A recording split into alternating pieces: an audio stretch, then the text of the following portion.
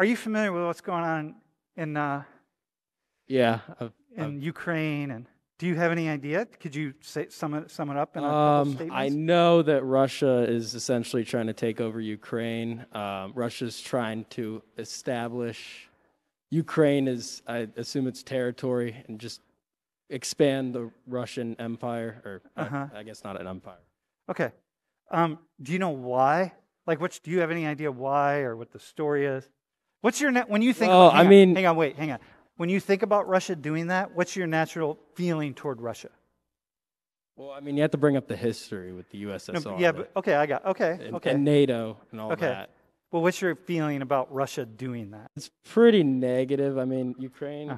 Ukraine's its own nation. And it has the right to be its own nation. I don't think it's right that Russia's just coming in there trying to take over.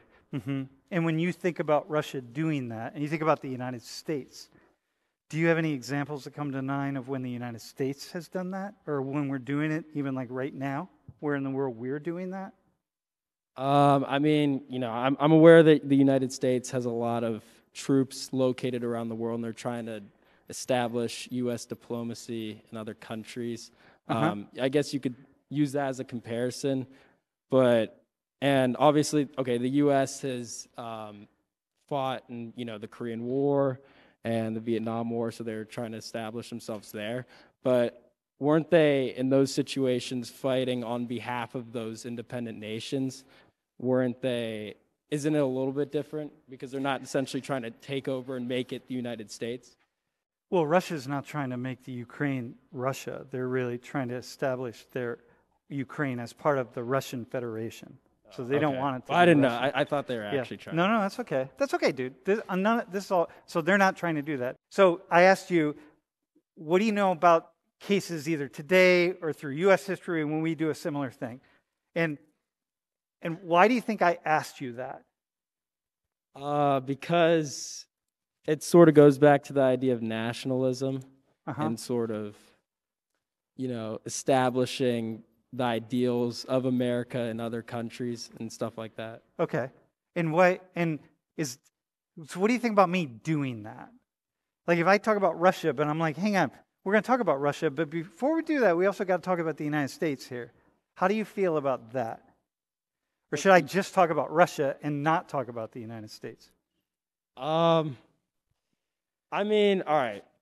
Personally, I prefer the ideals of the United States, and I believe that those free values would be better for the world if more countries embraced them. Yeah. Am I super in favor of the United States going into these territories and fighting on behalf of certain regimes? I'm not really sure.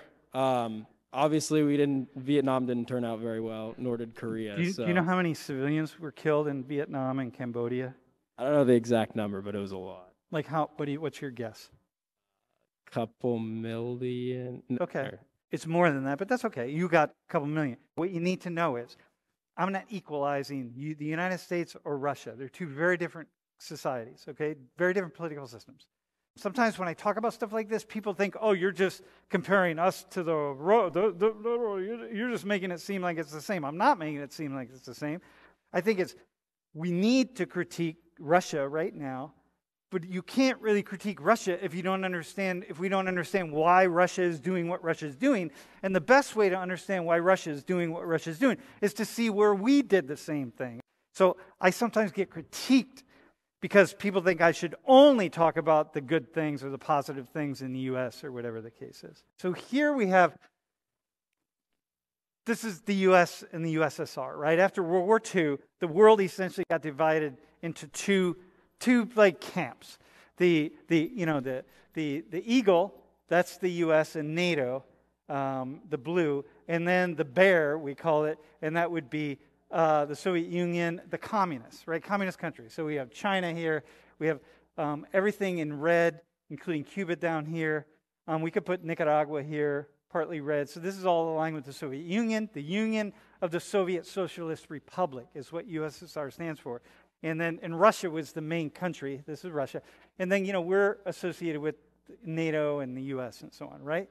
And so we divided the world up. We fought the Cold War You know something about this, right? Yes. Why did we fight the Cold War?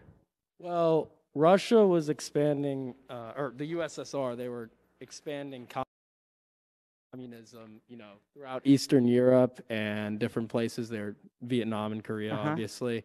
And so, the United States and other free nations took that as a threat. Yeah.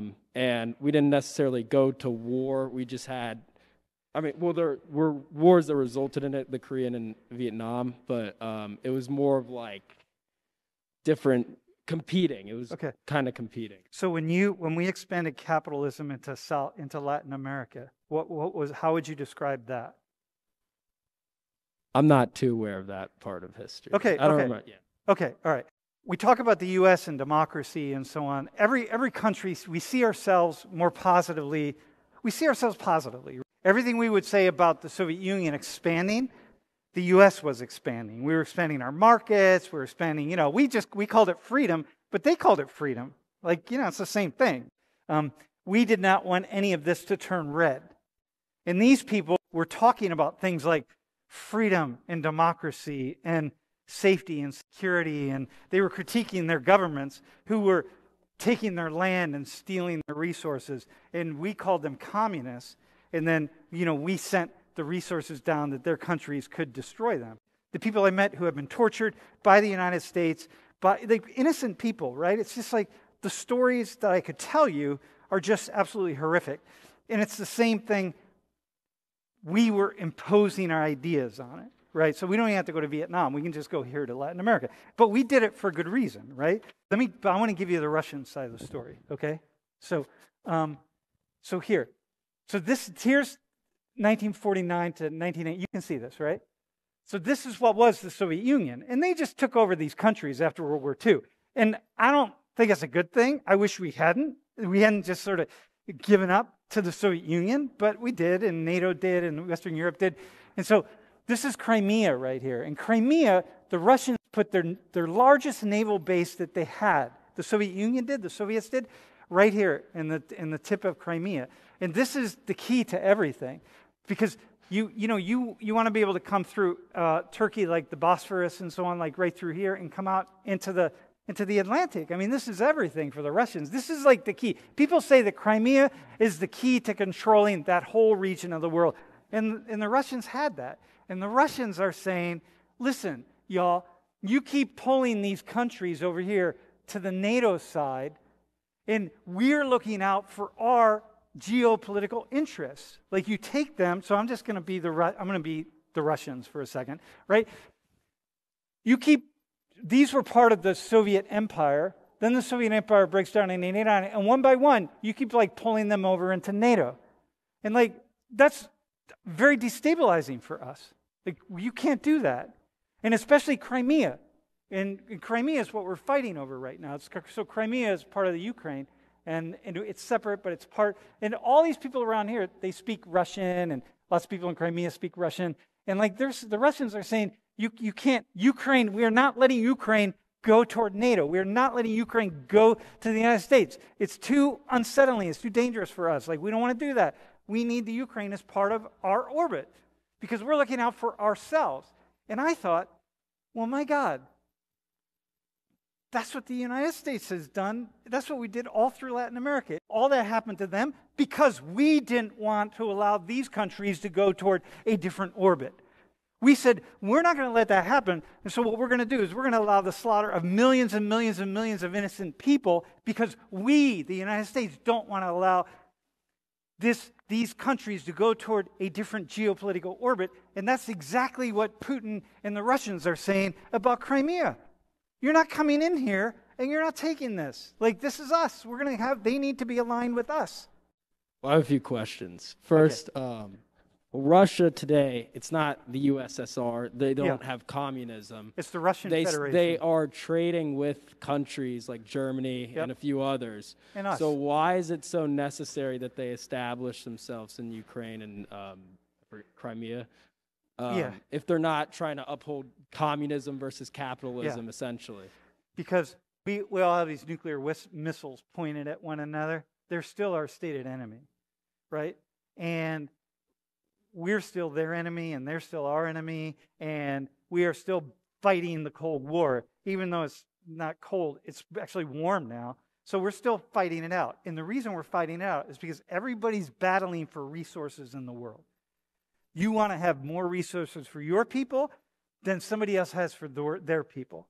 So they're battling us for resource control. This is what's happening with China, right? So everyone's fighting for the precious resources of the world. So that's what they're doing. Anyway, listen, dude. Yo, Stephen, give him applause.